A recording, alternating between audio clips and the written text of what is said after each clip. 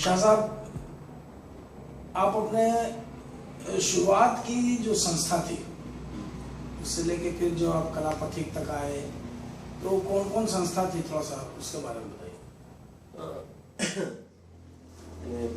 पहला बचपना तो ऐसी था, कोई संस्था नहीं थी। फिर सोचे जब कनान से जुड़े तो फिर हम मानव शांति से जुड़े। मानव शांति जी।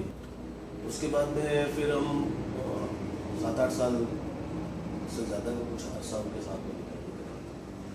फिर हम क्रिएटिव यूनिट करके फिर हम उम्र दोस्तों की ग्रुप था, फिर उससे जुड़ गए। फिर कुछ साल उनके साथ में करने के बाद में मैं अपने काम में आज़ादी चाहता था।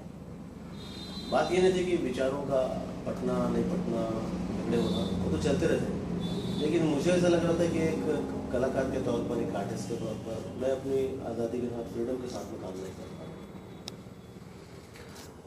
दिक्कतें हो रही थी और मुझे ऐसा लग रहा था कि मैं थोड़ा सिंसियर था इस मामले में। मुझे ऐसा लगता था कि बाकी लोग शायद इतने वो नहीं है, काम चलाओ कर रहे हैं, समय मिल गया तो कर रहे हैं, और मैं पूरी निरंतरता के साथ में पूरी मतलब अपनी ताकत और एनर्जी के साथ में काम करना चाहता था। वो नहीं हो पा रहा था, इसलिए फिर मैंने कला पथिक को फाउंड किया और कला पथिक से आज तक कला पथिक। फिर उसके बाद आपने कोई यूनिट नहीं बनाई? नहीं, उसके बाद ज़रूरत नहीं बनाने की, और एक म्यूजिकल ग्रुप के लिए कहीं बूम बैंड ओपन करवा दिए किसी के लिए, फिर वहाँ पर नंद किशोर बंजारी को मेल कर दिए, तो फिर जुम्बी ओपन करवा दिए, तो वहाँ पर और ऐसे तमाम लोगों को ग्रुप खुलवाते रहे और सबको एक जगह का हेड ऑफ द डिपार्टमेंट बनाते रहे। आप पर एक सीधा इल्जाम लगता है।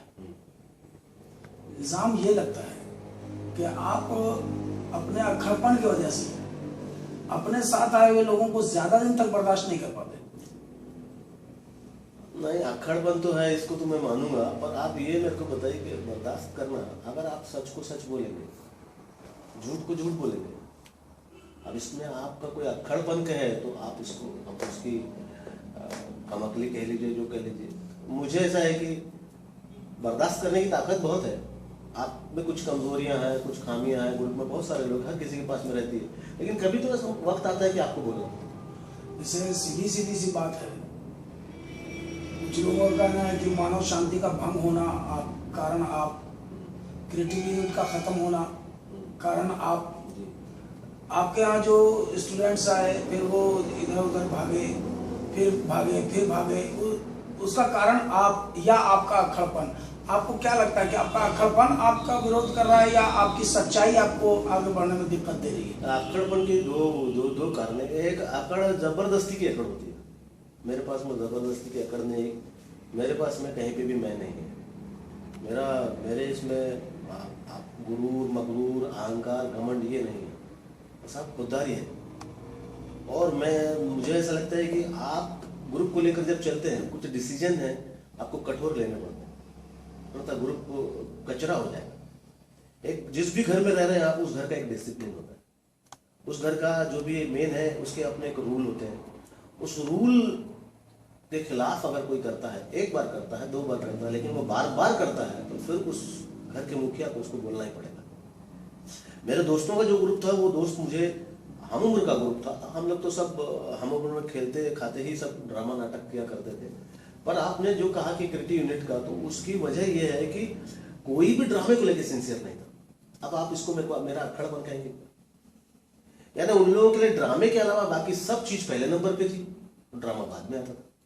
मेरे लिए नाटक पहले नंबर पे था, तो इसी में हम लोगों के वो हुआ करता था, धुंध हुआ करता था। तो मैंने बोला कि ठीक है, आप जो समझ लो। मैंने क्रिएटिव यूनिट से मैं अलग हुआ। मैंने क्रिएटिव यूनिट्स को ऐसा नहीं बोला कि आप चले जाइए मेरे घर से, ऐसा नहीं, वो भी मेरा घर था, पर वहां से मैं अलग निकला कि आप लोगों के लिए वो जो लास्ट और आखिरी पायदान पे, वो मेरे लिए पहले पायदान पे। जवानी के दिनों का कोई रंगकर्मी साथी अभी आपके पास है, आपके साथ है?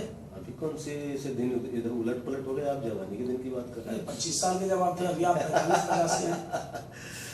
ऐसा बोलिए कि पुराने कुछ दोस्त अभी आपके साथ में, पुराने कोई भी नाटक कर रहे हैं, कोई रंगकर्मी आपके साथ अब नहीं? जी नहीं। सब आपको अकेला छोड़ के चले गए? अकेला छोड़ के चले गए, वो नाटक ही छोड़ दिया उन्होंने, मुझे छोड़ने की क्या बात। बाकी दोस्तों में से जितने भी नाम मैं लूँ, बहुत सारे लोगों को आप जानते हैं, कोई भी नाटक क्षेत्र में नहीं।